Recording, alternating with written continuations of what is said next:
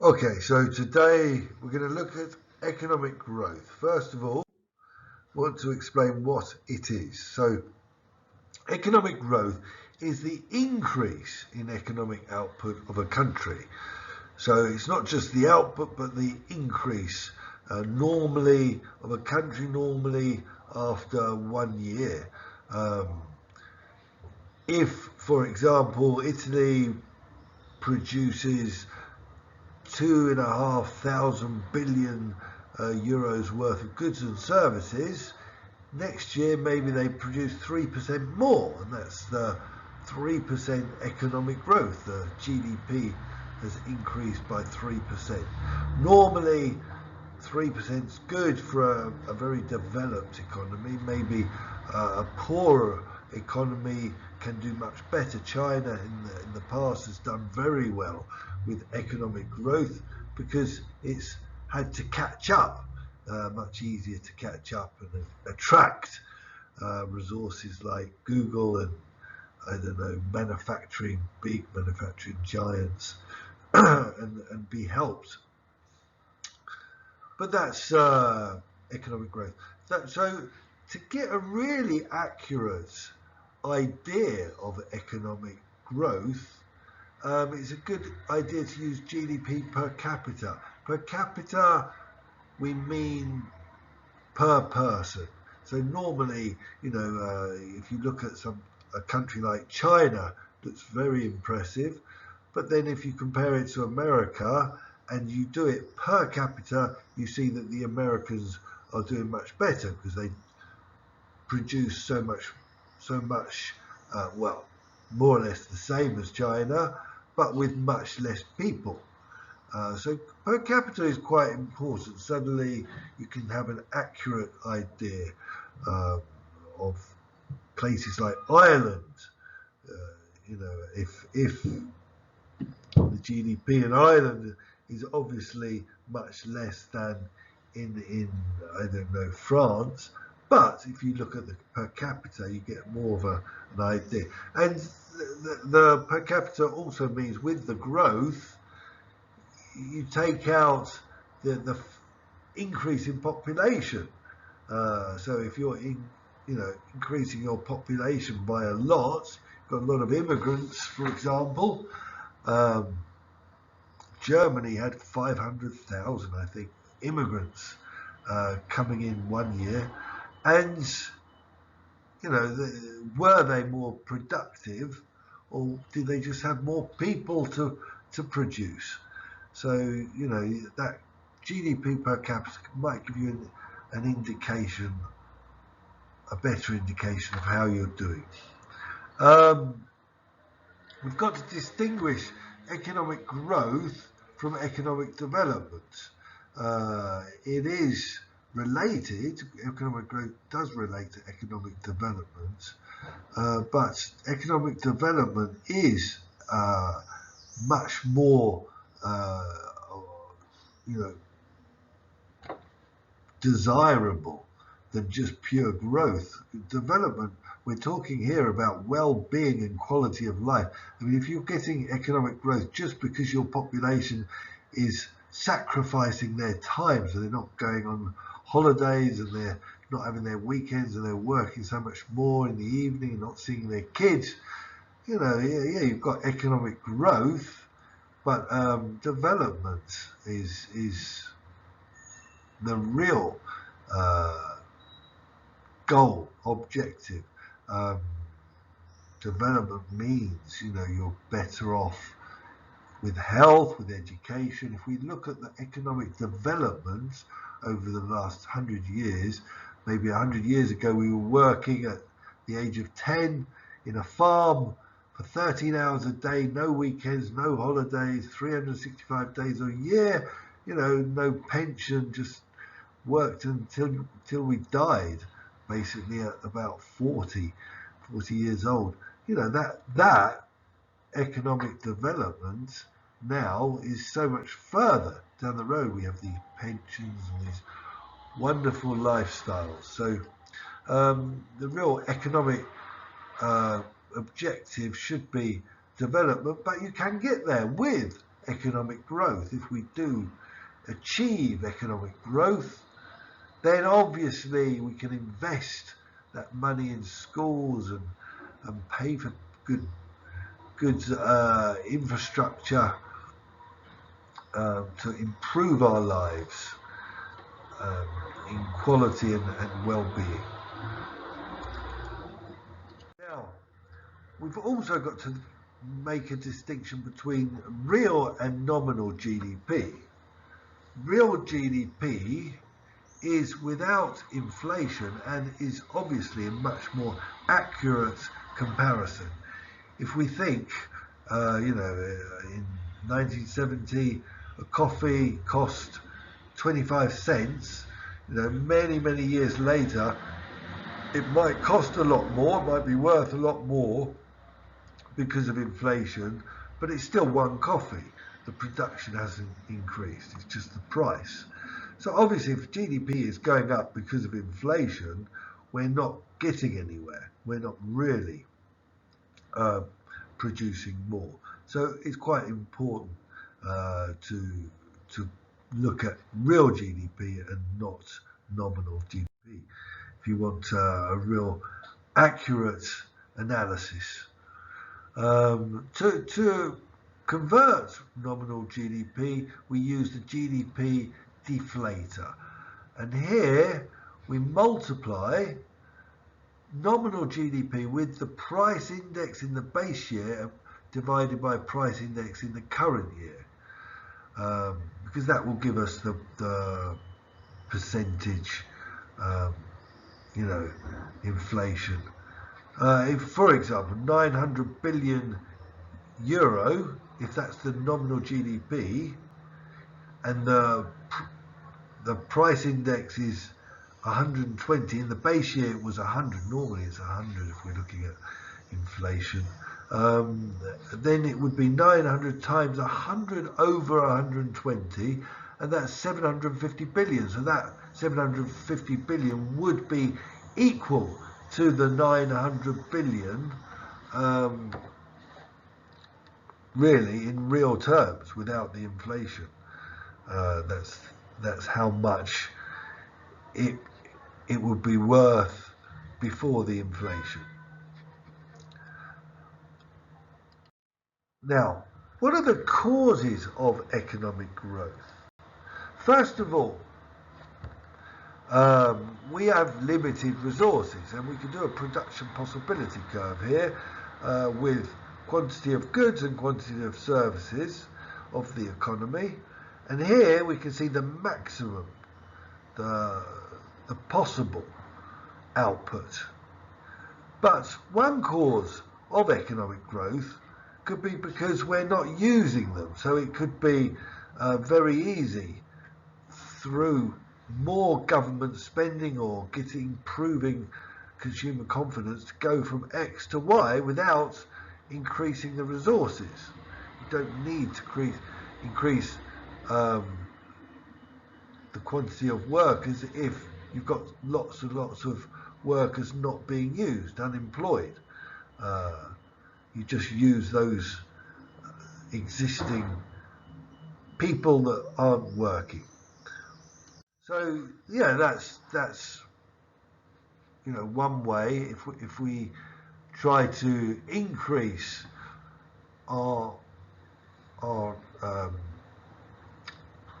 production through increasing the consumer confidence, so people, here we mean that people are prepared to spend because they don't feel insecure about their jobs. So when there's low consumer confidence, people want to save. They're worried tomorrow they might lose their job and they might need the money. If they've got consumer confidence, they'll go and spend money, or maybe the government spends a bit of money, gets demand going, and the firms can use the resources that are idle. But obviously, so obviously this means you've got the increase in demand from consumer spending or government spending, but this will need a corresponding increase in aggregate supply. So the producers would have to decide to produce more. You've got both. Now, here we've got the diagram of the increase in demand of consumer spending or government spending. So there will be a shift in demand, and that should extend aggregate supply. As the producers see the consumers or the government want more and are able to pay for more, they should increase their production with existing resources of the economy. But to have sustained growth, to have growth continue without coming to the limit, there really needs to be an increase in productive capacity, so an increase in the resources. So we need to shift the production possibility curve to the right, don't we? And that can be done either increasing the quantity of resources. Here we know could be increase immigration, discovering new resources, etc., etc., or increase the quality of resources, maybe through technology, education, etc. So we've talked about this before. And then we should be able to see a shift like this. The production possibility curve should shift in that direction, making it possible to produce more. This is another way of looking at it. You've got the aggregate demand by improving the resources, the aggregate supply in the long term should move, should shift this way. So then obviously you need to increase demand here, and in that way the GDP should increase.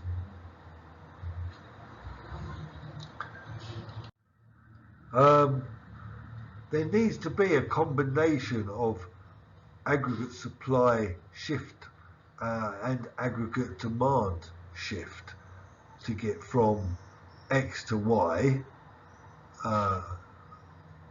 or a movement, maybe an extension of supply and a shift in the demand curve, but both need to be higher. Another way of looking at it is, you've got the shift in demand with increased government spending or consumer confidence, but also a shift in the long term through or either increased resources, quantity of resources, or better quality of resources, and that should move us in this direction towards a higher GDP. Okay, this diagram with the price level and the real GDP normally is like our market supply and demand curves when we analyze the markets, but this is the macro version. Okay, costs of economic growth. So the economic growth isn't always comfortable, shall we say. It's not always cost-free. There will be, if it's working at full capacity, if the economy is working at full capacity, there'll be an opportunity cost. For example, if you produce more capital goods, you will have to produce less consumer goods, and that will mean in the short term, it's just a short-term problem, people will be consuming less while we're building roads and investing in factories and building different infrastructures, schools and wonderful things. In the capital goods, people will find, they're going to have to pay more taxes and have less consumer goods. But that should be a short-term cost. But other costs would be stress and anxiety. Think, in the 80s, the UK went through a big increase, a big boom time for economic growth, and lots of people were losing their jobs, because the economy was changing structurally. Maybe we needed more computer programmers and less people working with files and the paper, etc. So economic growth might mean people get some parts of the economy. I mean, in England, a lot of people in the coal mines lost their jobs. It wasn't cost-free. We had whole communities in the north being hurt because the economy was very traditional and old-fashioned and not looking towards the future. And so this caused a lot of anxiety and stress. People had to change, new skills had to be learned. Maybe, in the 90s we had a big boom time and people were working more hours and there wasn't this feel-good factor. The government lost the election eventually because people weren't feeling good. Even if the economy was getting better, people just were working all the time. So it's not always nice and comfortable. But also we've got a depletion of natural resources. You might be using up all the fish or the North Sea oil. In UK we used a lot of the North Sea oil and depleted a lot just to pay the unemployment of the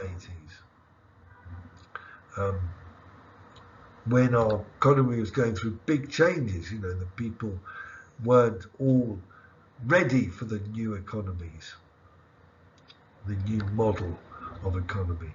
There might be damage to the environment. In China, they couldn't even see more than 500 meters because of the pollution. So many people were dying with problems of the respiratory system because of pollution. It was very damaging. So this could be a huge cost of economic growth. Obviously, the important thing is to reach economic development of a green economy. So developing a green economy, but to get there you do need economic growth. We're going to have to have the growth to invest in the infrastructure of a green economy, the transition, bi-directional transition lines for energy, etc., so we can become a sharing network of energy producers with our solar panels, etc. This means you need a lot of economic growth just to get there. But there are obviously benefits to economic growth. You're going to have a better standard of living. People will have more money. There'll be lots more products and services available for us. The best. People will find that their money can buy so much more at the end of the month. When they're paid, their money will go further. And maybe have more holidays and spend more time with their kids if they achieve this growth, not at the expense of working harder, but finding oil or something. Then maybe they can have more holidays, more time with their kids, build a better community. You can have higher taxes. If you've got more growth, the government will be taking more in income taxes, but also in indirect taxes where You know, every time you buy, you pay a tax, IVA in Italy. And the government will be taking more taxes to help the poor, so maybe to build more popular houses, or try to invest in the schools in poorer areas, maybe give grants to companies to move to the south where there's less opportunities, etc. You'll get rises in employment and better jobs, not just, so you won't just get more jobs, you should get better jobs with more growth. Hopefully, if you do it right, you know, you can maybe invest in uh, skills and attract companies which want the creativity and the intellectual prowess of your population rather than just the muscles and the physical labour. So hopefully better jobs with benefits to growth. Not necessarily, you know, it might be China did a lot of early growth just through, you know, factory work, just through physical work. But now a lot of its growth is coming from innovation and intellectual property. It's developing. Also, another benefit, you can increase your investment. If you've got more economic growth, that means you can build more factories and maybe more road networks, better road networks, and that should itself lead to more growth. So you maybe will enter a virtuous circle in that case. So this can be a great benefit by becoming better, more productive, and able to produce. Maybe you can invest that in research and development and become a leader, and so a bit untouchable, like America has done.